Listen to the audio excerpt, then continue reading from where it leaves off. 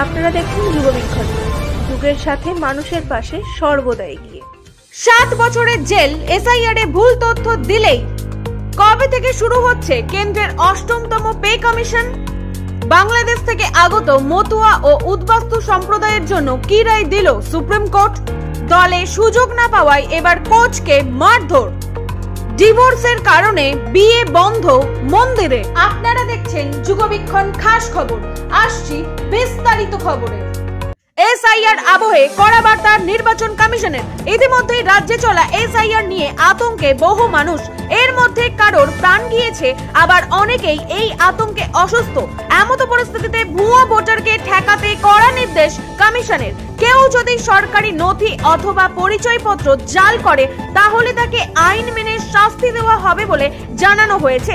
এক্ষেত্রে কারাদণ্ডের সঙ্গে জরিমানাও হতে পারে বলে জানিয়েছে কমিশন। চলতি বছর 8তম পে কমিশন চালু করেছে প্রধানমন্ত্রী নরেন্দ্র মোদী।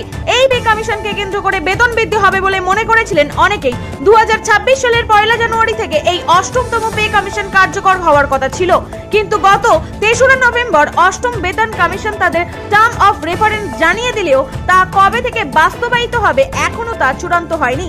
সম্প্রতি লোকসভার শীতকালীন অধিবেশনে কেন্দ্রীয় অর্থ প্রতিমন্ত্রী জানিয়েছেন 8ম বেতন কমিশন গঠনের 18 মাসের মধ্যে সুপারিশ জমা পড়বে।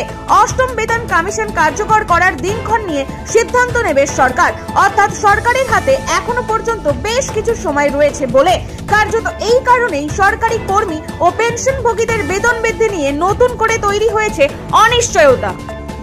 ধর্মীয় অত্যাচারের কারণে মতুয়া ও উদ্বাস্তু সম্প্রদায়ের যারা বাংলাদেশ থেকে ভারতে এসেছেন তাদের জন্য স্বস্তির রায় দিল সুপ্রিম কোর্ট।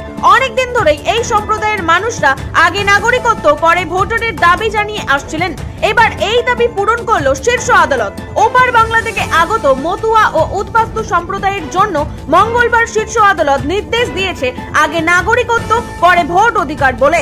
প্রসঙ্গত উল্লেখযোগ্য, ইতিমধ্যেই এই সম্প্রদায়ের মানুষেরা নাগরিকত্বের জন্য সিএএ তে আবেদন শুরু করেছেন এবং এর মধ্যে অনেকেই নাগরিকত্ব পেয়েও গেছেন।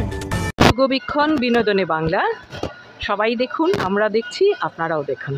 দক্ষিণ ভারতে মন্দিরে বিয়ের এক প্রকার চল রয়েছে। এবার বেঙ্গালুরুর সোমেশ্বর স্বামী মন্দিরে কয়েকশো বছর ধরে বিয়ের আয়োজন করা হতো, কিন্তু সাম্প্রতিক সময়ে বন্ধ হয়ে গেছে বিয়ে। এর কারণ হিসেবে মন্দির কর্তৃপক্ষ জানিয়েছেন বিয়ে দেওয়ার থেকে বাড়ছিল ঝুট ঝামেলা।